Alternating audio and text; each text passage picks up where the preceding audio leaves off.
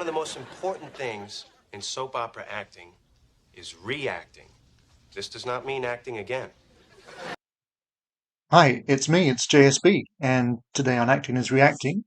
Well, we're celebrating the fact that we are definitely in 2024, if you hadn't noticed. So, this is the first in the series of me revisiting songs that reached the not quite lofty heights of number 24 in the charts.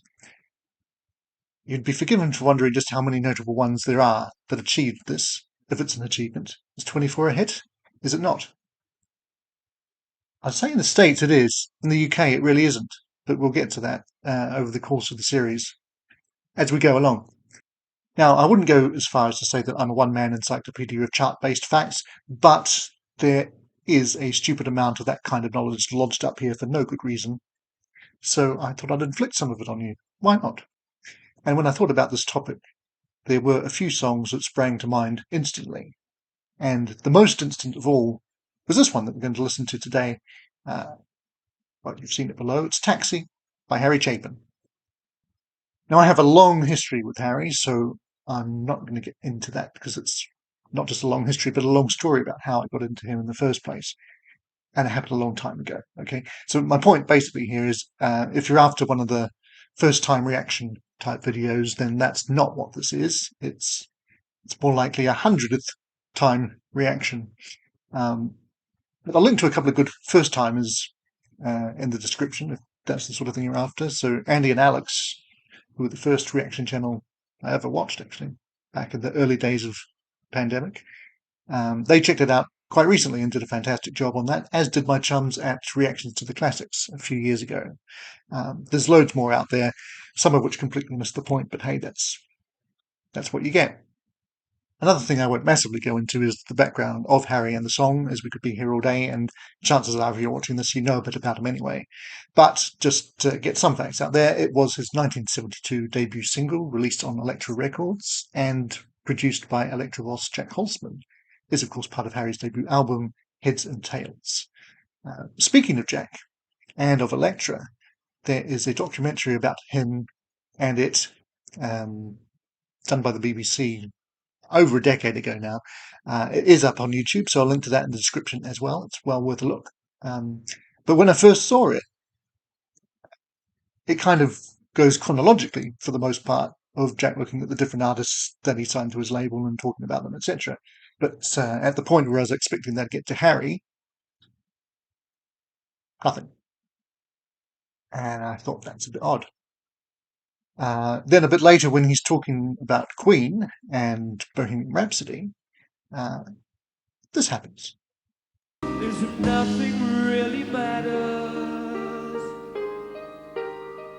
They were a wonderful band, and we knew how to break 7-minute singles.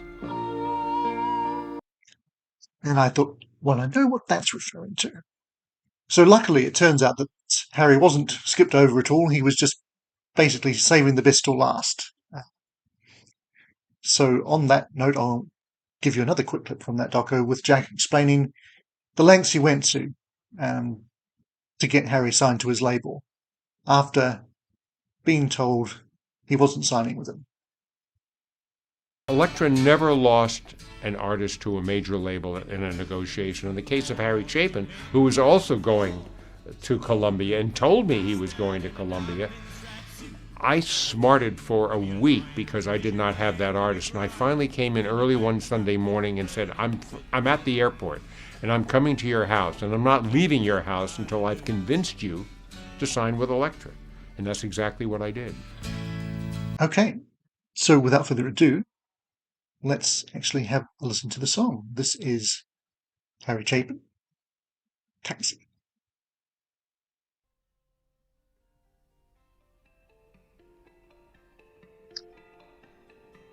Fade in. It was raining hard in Frisco. You already knew it was raining because of the sound of the guitar. A lady up ahead waved to flag me down. She got in at the light. Oh, where you going to, my lady blue? It's a shame you ruined your gown in the rain. She just Some great bass on this too from Big John Wallace. He gets rightly lauded for his vocals, but he's a great bass player too.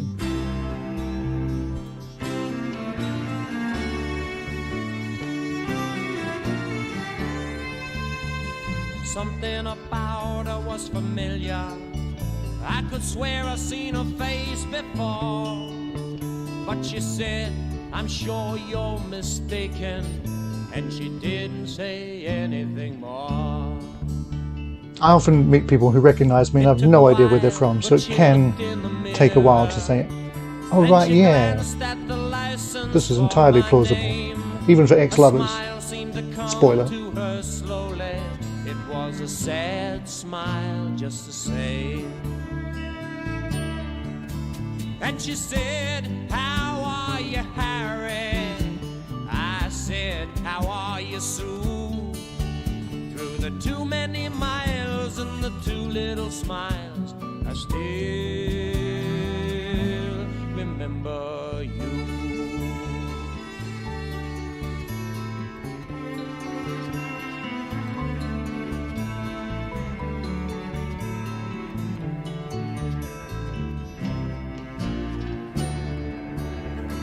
It's been said a lot about the song, but it truly is cinematic. Not just the storytelling, but the production and the arrangement.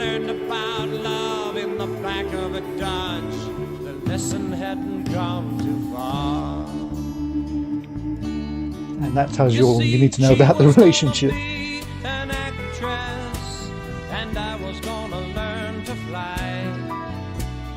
She took off to find the footlights.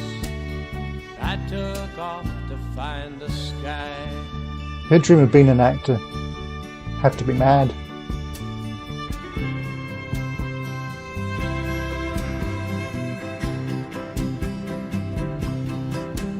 The excitement continues to build, as Harry might say. Something inside me to drive the princess blind. There's a wild man wizard, he's hiding in me, illuminating my mind. Oh, I've got something inside me, not what my life's about.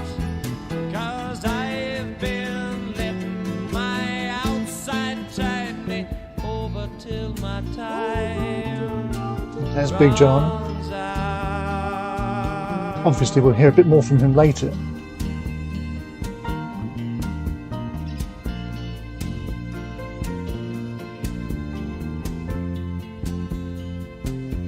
Now, in fact.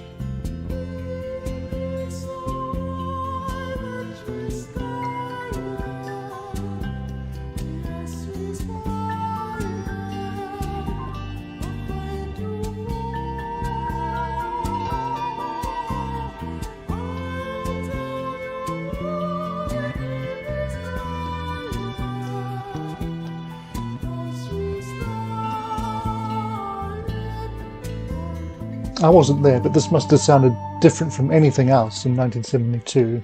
Bearing in mind it was the era of the singer-songwriter, but this is not your usual singer-songwriter fare. Much more for us to talk about. Whatever we had once was gone. So I turned my cab into the driveway, past the Yeah. gate and the Jesus could fire only turn the water into wine. Harry turned his cab into the driveway. And she said, we must get Sorry. together, but I knew it'd never be arranged. Then she handed me $20 for a $2.50 fare. She said, Harry, Keep the change. well, another man might have been angry, and another man might have been hurt, but another man never would let her go. I That's the bill in my shirt. I think I'd have done the same. and she walked away in silence. It's strange how you never know, but we'd both gotten what we'd asked for such a long And this is the bit that first timers can get confused by if they're not listening properly. They think, oh, it's all happily ever after. They got what they wanted. Isn't that nice? And I was gonna learn to fly. She took off to find the footlights. I took off for the sky. And here she's acting happy inside her handsome home. And me, I'm flying in my taxi, taking tips and getting stoned. I go flying so high when I'm stoned.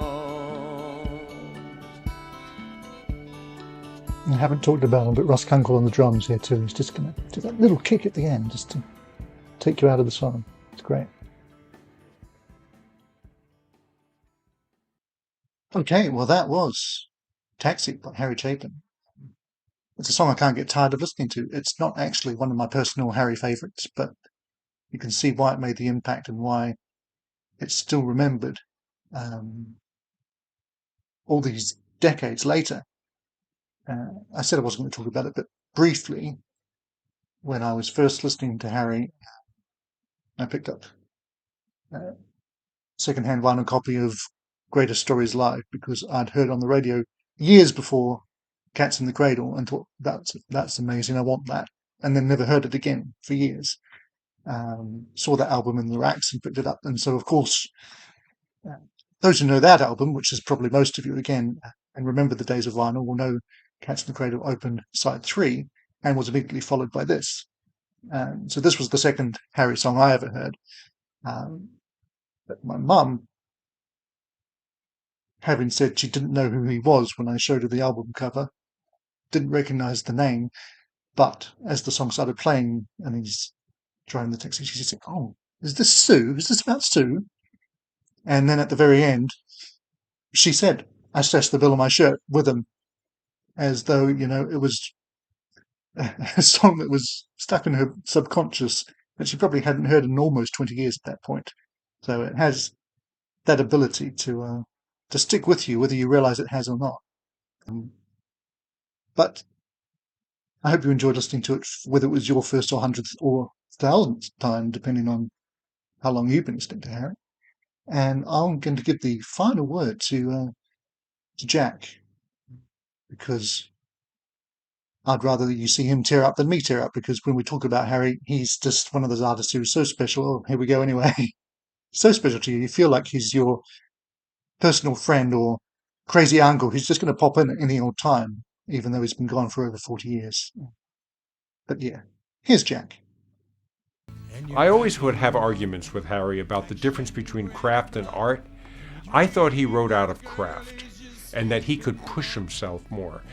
It was only after he died that I realized his life had been art. Really a great man. Miss him. And yes, Jack, we miss him too. And for those who don't know, Jack is still with us. He's 92 and still going strong as far as I can tell. That documentary is from about 2010, so he's still pretty old there, but he's keeping on. So good for him. Right. Well, that's it for today. Thanks very much for watching. Do all the YouTubey stuff. Like, comment, subscribe. Send it to your grandkids. And I will see you on the next video, when or indeed if that ever happens. Bye for now.